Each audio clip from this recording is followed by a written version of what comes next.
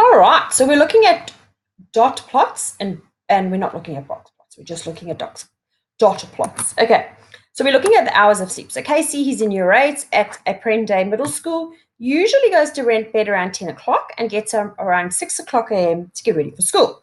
That means he gets about 8 hours sleep on a school night. Decided to investigate the statistical question, how many hours per night do year 8s usually sleep when they've got school the next day? Casey took a survey of 29 year 8 students and he collected the following data to answer the question. So those are all the numbers. So he went through 7, 8, 5, 9, okay? And those are all everybody's amounts of hours. Right. Casey decided to make a dot plot of the data to help him answer this statistical question. He first drew a number line and labeled it from 5 to 12. Why did he choose 5 to 12? Because 5 was his smallest number, his minimum, and 12 was his maximum number, his biggest number, to match the lowest and the highest number of hours slept. So there you go. Let me move this little thing out of the way. I'll put it over here. So there you go. There's his number line, 5 until 12. So obviously you put a little underneath each one. They must be equally spaced. You must have arrows on the end of each line.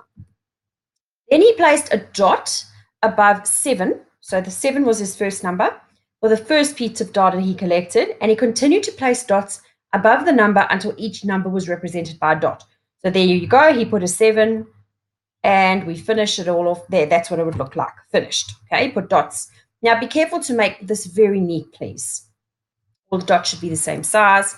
Right, so the question is, what are the least and the most hours of sleep reported in the survey of the students? So you can tell straight away that the 5 and the 12 hours are the least and the most, because that was the minimum and the maximum.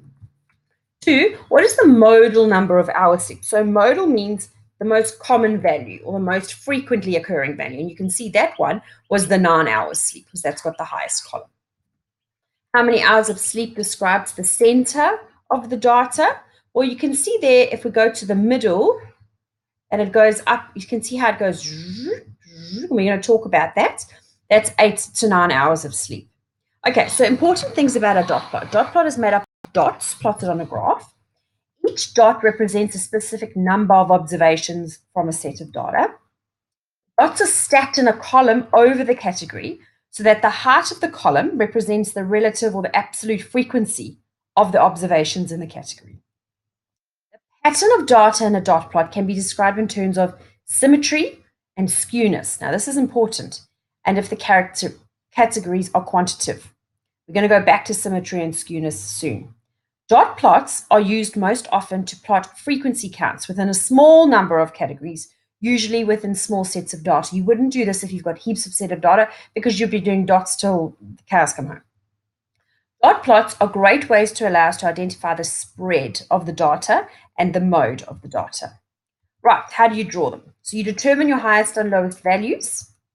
You draw a number line that starts at the lowest and finishes at the highest, just like we did the last one. Now, you place a dot above the number for the first data entry, and then a dot above the next number for the second data entry, and so you continue.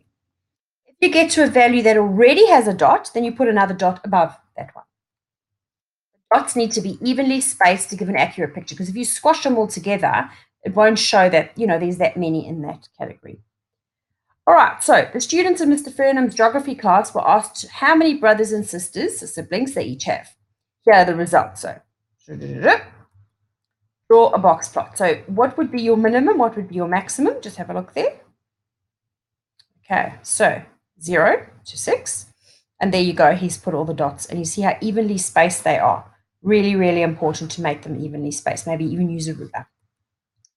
Describing the spread of dots plots. Now, this is what I wanted to tell you. You get symmetrical. Now, symmetrical means it goes up and then it comes down. So basically, they look very similar. If you connect the top dot of each column, it would form a symmetrical curve. So almost as it comes up, it goes down. So it's almost even. Skewed, it goes shoot, shoot, shoot, shoot, shoot, shoot. That's when it's skewed, and there are few observations on the right. So the data is skewed on the right. So just remember that for symmetrical and skewed, because we are going to ask you those questions. And that one's a skewed left, also goes, but we will just say, is it skewed or is it symmetrical? Bimodal, no, we're not doing those, so you don't have to worry. And that's it. Go ahead and try for me.